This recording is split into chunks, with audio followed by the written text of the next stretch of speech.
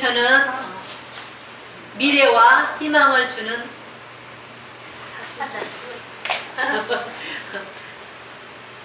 오늘 저는 미래와 희망을 주시는 하나님이란 제목으로 은혜 나누겠습니다. 우리 옆 사람과 인사 나눕니다. 해피 뉴 이어, God bless you. 해피 뉴 이어, God bless you. 아멘, 할렐루야. 2023년 새 아침이 밝았습니다. 좋습니까? 아멘. 여러분에게 새 희망이 넘치는 그런 해가 되기를 간절히 소망해 봅니다. 경기가 어렵다 그렇게 말하지만 그럼에도 불구하고 우리는 희망을 가지고 살아갑시다. 여러분 살다 보면 좋은 날이 옵니다. 우리 옆 사람에게 이렇게 말합시다. 살다 보면 좋은 날이 옵니다. 살다 보면 좋은 날이 옵니다. 아멘이십니까? 아멘. 그러므로 희망을 가지고 사시기 바랍니다. 우리 주변 사람들에게도 여러분들이 안에 있는 희망과 용기를 주며 살아가는 그런 한 해가 되기를 소망합니다. 여러분 사람은 희망이 없으면 희망을 잃으면 생을 포기한다고 합니다. 그래서 희망이 있다는 건 참 좋은 거예요. 제가 어떤 이렇게 내용을 보니까 브라질의 빈민촌 파벨라라고 하는 곳이 있더라고요. 여러분 들어보셨습니까? 브라질 나라에 빈민들이 거주하는 곳이 있대요. 근데 그곳이 파벨라인데 그곳의 사람들은 쓰레기 더미 속에서 폐지라든가 페트병 이런 것을 주워서 팔아서 근근히 하루하루 살아가요. 그나마도 나가서 그 일을 하지 않으면 가족들에게 밥을 줄 수가 없는 그렇게 가난한 지역이 이 파벨라인데, 근데 그곳이 마약이 굉장히 마약 범죄가 이루어지는 곳이 되었다고 합니다. 왜냐하면 그들이 너무나 먹고 살기 힘들다 보니까 10대 이렇게 어린 아이들까지도 너무 가난하다 보니까 마약을 팔아서 그것을 가지고 생계를 꾸리고 살아간다고 합니다. 또 그들이 왜 마약을 하는가 보니까 희망이 없어서, 삶에 대한 희망이 없기 때문에 마약이라도 팔아서 살아야겠다. 그리고 마약을 하지 않으면 그 희망을 잃었는데 마약이라도 하지 않으면 그걸 견딜 수가 없어서 마약을 한다는 거예요. 그래서 참 그런 거를 보면서 참 너무나 지구 반대편에 어느 나라에 이렇게 정말 희망을 잃고 살아가는 사람들이 있구나. 우리는 참 너무나 행복한 삶을 살고 있구나라는 그런 생각을 해보게 됩니다. 근데 반대로 여러분 희망을 가지게 되면, 희망을 가지는 그런 사람은 어떤 어려움과 역경과 고난이 혼란이 닥쳐온다 할지라도 인내하고 참고 견뎌낼 수가 있는 힘이 바로 이 희망이라는 단어예요. 그래서 쓰레기 더미 속에서도 꽃은 피어난다고. 그래서 꽃은 희망이에요. 희망을 상징하기도 해요. 여러분 사람은 꽃을 보고 화내는 거 여러분들 봤습니까? 사람 모두 다 예쁜 꽃이 피어있는 것을 보면 자기도 모르게 환하게 미소를 지어요. 그래서 저마다 이렇게 저 아침고요 수목원 같은 그런 꽃도 있고 나무도 있는 아름다운 정원이 있는 곳을 찾아가지 않습니까? 그런데 꽃 중에 꽃이 여러분들이에요. 여러분 모두는 너무나 소중한 사람들입니다. 여러분 아무리 힘들고 어려워도 미래를 바라보고 희망을 가지고 사는 그런 새해가 되기를 소망합니다. 아주 오래전에 이스라엘 나라에 우리나라처럼 남유다하고 북이스라엘로 나눠졌는데, 이 남쪽 유다라는 나라는 그 당시에 신흥 강국이었던 이 바벨론이 쳐들어왔어요. 그래서 이 유다 나라를 점령하고 그 백성 중에서 지식인이라든가 왕족이라든가 이런 사람들을 포로로 끌고 가고, 그 다음에 힘없고 약한 사람들을 그 땅에 남겨놨어요. 이때 당시에 근데 선지자는 예레미야 선지자였어요. 이 예레미야 선지자가 바벨론의 포로로 끌려간 그 포로 중에 그 땅에 남아있는 장로들과 제사장들과 선지자들과 모든 이 백성에게 오늘 말씀을 보냅니다. 이 말씀을. 그때 여고냐 왕과 이 왕후와 궁중 내시들과 유다 예루살렘의 고관들과 기능공들, 토공들 이런 사람들이 예루살렘을 떠난 후였어요. 이 편지가 이 유다 왕 시드기야가 바벨론으로 보내서 바벨론 왕 느부갓네살에게로 가게 한 이 사반의 아들 엘리사와 hil기야의 아들 이 그마라라는 사람의 편으로 보낸 편지의 내용이 오늘 29장의 내용입니다. 이스라엘 사람들은 하나님의 말씀에 불순종해서 쫓김을 당한 거예요. 바벨론으로. 그러니까 우크라이나도 또 아프가니스탄도 러시아 사람들도 지금 자기 나라에서 살 수 없어서 난민이 된 사람들이 많잖아요. 선지자 예레미야는 만군의 여호와 이스라엘 하나님께서 예루살렘에서 바벨론으로 사로잡혀가게 한 모든 포로에게 이와 같이 말씀하셨어요. 하나님께서는 너에게 희망이 없다고 생각할 그 포로된 자들에게 예레미야 선지자를 통해서 너희가 참고 기다리며 해야 할 그런 희망의 메시지와 하지 말아야 할 그런 메시지를 주셨어요. 여러분, 나락의 끝자락에서도 희망의 꽃은 피어난다고 합니다. 아멘. 낭떠러지지 암벽의 한쪽 구퉁이에 피어난 한 송이의 꽃이 더 아름답게 보이지 않습니까? 아멘. 여러분, 하나님은 이제 모두 끝이라고, 아무 소망도 없다고, 아무 희망도 없다고 하는 그런 사람들에게 희망을 주시는 분이에요. 그래서 얼마나 많은 사람들이 정말 죽으려고 하고 나는 이제 더 이상 살 소망이 없어라고 하는 그때에 하나님이 만나주시는 그런 많은 사람들이 우리가 간증을 들어보지 않습니까? 우리 하나님은 미래의 희망과 소망을 주시는 하나님이에요. 우리 하나님이 이 나라가 망한 이 유다 백성들에게 어떤 소망을 주는지 우리가 5절부터 쭉 보겠습니다. 첫 번째로 우리 하나님은 너희가 바벨론 그 땅에 포로로 잡혀왔을지라도 희망을 잃지 말고 미래를 기약하면서 살아라고 말씀합니다. 그리고 살다 보면 좋은 날이 올 거라는 그런 희망을 가지라고. 너희가 거기서 살면서 집도 짓고 텃밭도 일구고 하면서 거기서 농사 지은 것을 열매를 먹으면서 살라고 그렇게 말씀을 해주셨어요. 여러분, 하나님이 이렇게 말씀하실 때는 뭔가 계획하는 일들이 있지 않겠습니까?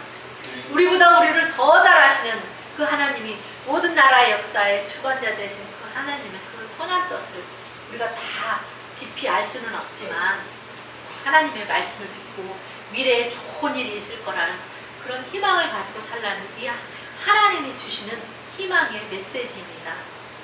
그럴 때 믿고 순종하면서 기다려보는 거예요. 자, 그리고 두 번째로 어떤 메시지를 주냐? 거기서 아내를 맞이해서 거기서 결혼을 하래요. 결혼을 해서 자녀도 낳고 또 너희 아들들도 아내를 맞이해서 맞이하게 하고 또 너희 딸은 남편을 맞이해서 거기서 자녀를 낳고 살고 그리고 거기서 너희가 살면서 번성하여 줄어들지 않게 하라고 하는 그들에게 미래에 대한 희망을 주는 그런 메시지를 주셨어요. 지금 그들이 처한 상황을 보면 포로에게 무슨 희망이 있어 보이겠어요. 그런데도 하나님은 그들에게 이런 메시지를 주는 거예요. 마틴 루터가 이런 말을 했죠. 내일 지구에 종말이 온다고 할지라도 나는 한 그루의 사과나무를 심겠다. 미래에 대한 희망을 표현한 것처럼 그들이 이 바벨론 땅에서 포로 생활을 한다고 할지라도 그 미래에 대한 희망을 갖기를 바라면서 하나님이 그들에게 주신 하나님 아버지의 메시지예요. 여러분, 사람이 희망을 가질 때 비로소 살 소망이 생겨나거든요. 우리 하나님은 그 백성들이 그 땅에서 절망에 빠져서 팔을 늘어뜨리고 삶을 포기하고 주저앉아 절망하지 않기를 바라셨어요. 아멘. 그러므로 우리가 인생을 살아가면서 때로는 비틀비틀거리고 때로는 넘어지기도 하지만 우리에게도 희망과 소망 대신 예수님을 바라봐야 될 이유입니다. 여러분, 경기가 어렵다고 하지만 그럼에도 불구하고 그 중에 사업이 대박나는 사람도 있지 않습니까? 여러분이 있는 자리에서 여러분 최선을 다하면서 성실하게 살아가면 하나님께서 먹고 살게 해주시는 거예요. 요즘에 잘 나가는 그런 은행 직원들 연봉 1억이라고 했던 그 직원들이 희망퇴직을 받는데 우리가 월급 좀 적게 받는다고 불평하지 말고 여러분이 있는 바 여러분들이 가진 것에 대해서 족한 줄로 여기면서 정말 성실하게 또 정직하게 사는 우리 세계를 위해 성도들 되었으면 좋겠습니다. 네. 세 번째로 하나님이 이렇게 말씀하셨어요. 너희는 내가 사로잡혀가게 한 그 바벨론의 포로를 누가 했대? 하나님이 사로잡혀가게 한 하나님 뜻이 있는 거예요. 하나님 그들을 낮추시는 거예요. 낮아질 때에 자기 자신을 볼 수가 있거든요, 사람은. 근데 하나님께서 이렇게 말씀합니다. 너희는 내가 사로잡혀가게 한 그 성읍의 평안을 구하라 그래요.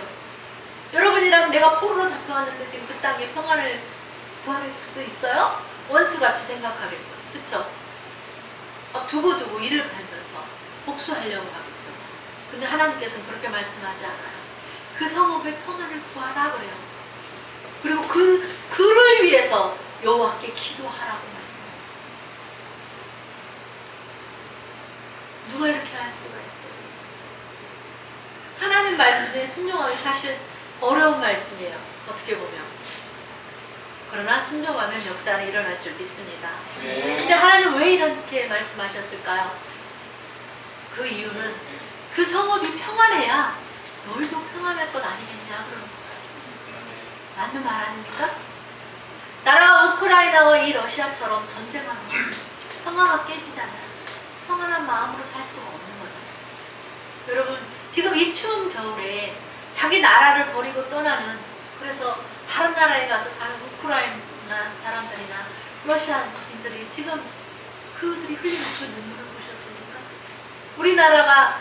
우리나라의 러시아 청년이 24살인가 청년이 우리나라에 여행 왔다 너무 좋아서 한국을 좀 배우기 위해서 유학을 왔어요. 근데 러시아가 전쟁하는 바람에 또 이게 이렇게 화폐 가치가 이제 달러가 달라지고 이러니까 올라가고 그러니까 가족들이 유학비를 못 보냈어요. 그래서 우리나라에서 체류하게 됐어요.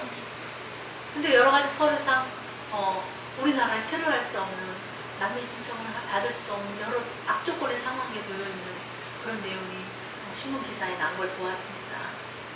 얼마나 절망적이겠어요. 집에는 지금 이 전쟁 가운데 군에 전쟁에 참여하라는 그런 통지서가 와 있다고 합니다. 근데 본인은 내가 왜 가서 죽어야 되나 해서 가기 싫다고 이 나라에 체류하고 싶다고 도움을 요청했더라고요.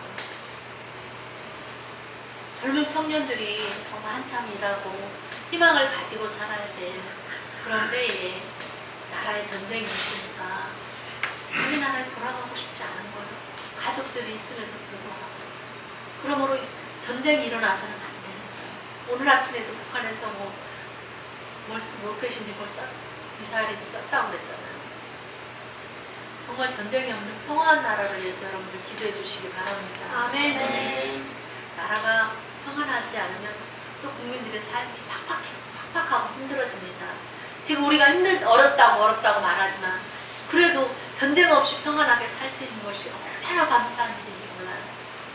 그러므로 하나님이 그들에게 포로로 잡혀있는 동안일지라도 그들의 평안을 위해서 그 나라의 평안을 구하는 그런 기도를 하라고 하신 거죠. 하나님의 마음은 뭐예요? 포로 중에 있는 이 백성을 거기서도 사랑하시는 거예요. 지금 우리도 이 나라의 평안을 구하는 그런 기도를 늘 해야 돼요, 여러분.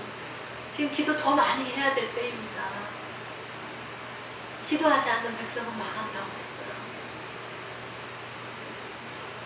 여러분, 간절한 마음으로 눈물을 흘리며 기도하는 그런 사람은 하나님께서 특별한 또 은혜를 주시잖아요. 계시록에서 우리도 말씀을 통해서 봤잖아요.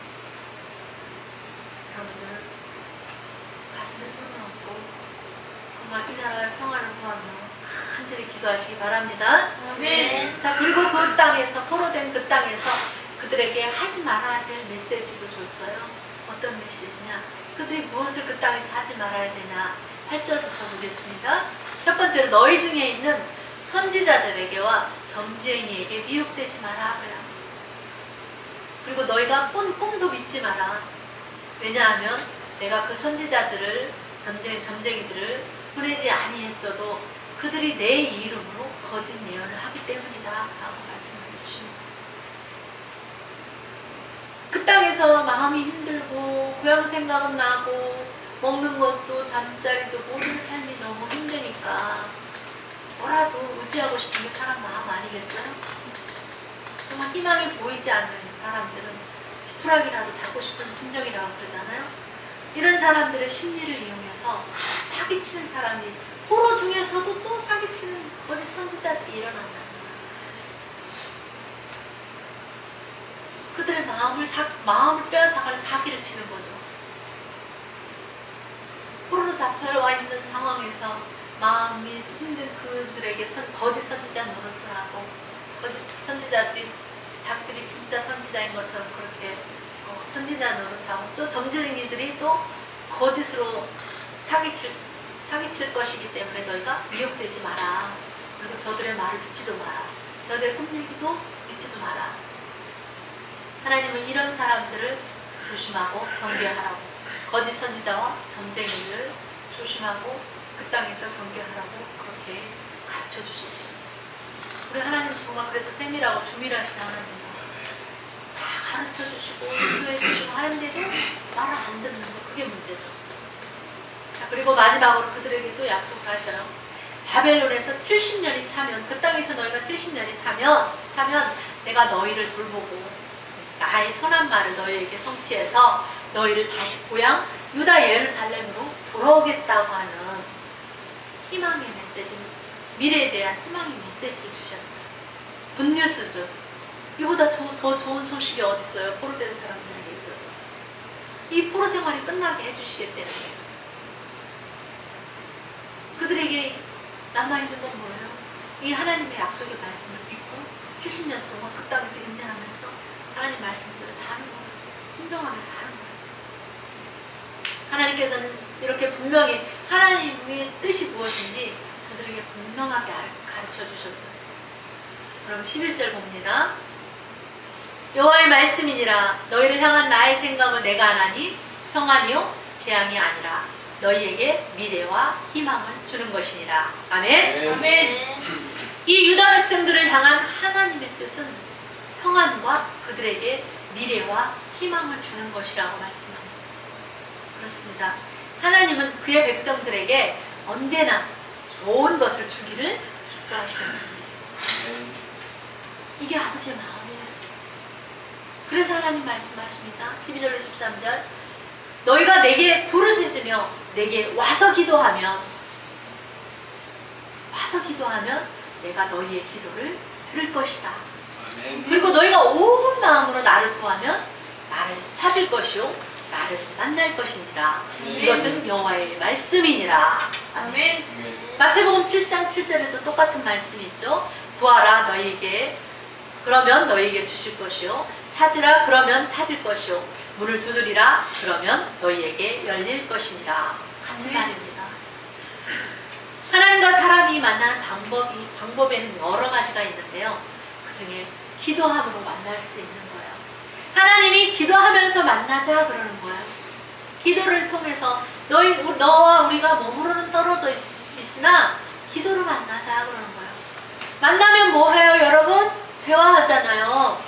기도는 하나님을 만나서 대화하는 거예요. 하나님이 기도를 통해서 만나자고 하십니다. 그러므로 여러분 하나님께 기도로 대화하시기 바랍니다. 그러면 어떻게 하시겠다고 하십니까? 14절에 이렇게 말씀합니다. 나는 너희들을 만날 것이며 너희를 포로된 중에서 다시 돌아오게 하되 내가 쫓아 보내었던 나라들과 모든 곳에서 그곳으로 돌아오게 하리라. 아멘. 이것은 여호와의 말씀이니라. 아멘. 이 약속된 이 말씀을 예레미야 선지자가 남아있는 자들뿐만 아니라 포로로 잡혀간 사반의 아들 엘리사와 hil기야의 아들 그마라 편으로 포로된 자에게 이 편지를 전해줌으로써 그들이 70년이 차면은 다시 포로에서 놓여서 귀환할 것이라는 하나님의 희망의 메시지를 전해줬어요. 이렇게 하나님은 그들에게 죄로 인해서 불순종으로 인해서 그들을 내쫓았지만 그럼에도 불구하고 그들을 그 포로 중에서도 돌보시고 사랑하시고 은혜 베풀어 주시겠다는 말씀입니다. 우크라이나 백성들이 지금 환난을 당하고 있지만 그들이 그 환난을 통해서 그들이 온 마음으로 하나님을 찾고 구하고 기도하면 하나님을 만나고 하나님이 그 전쟁을 종식시키고 다시 그 땅에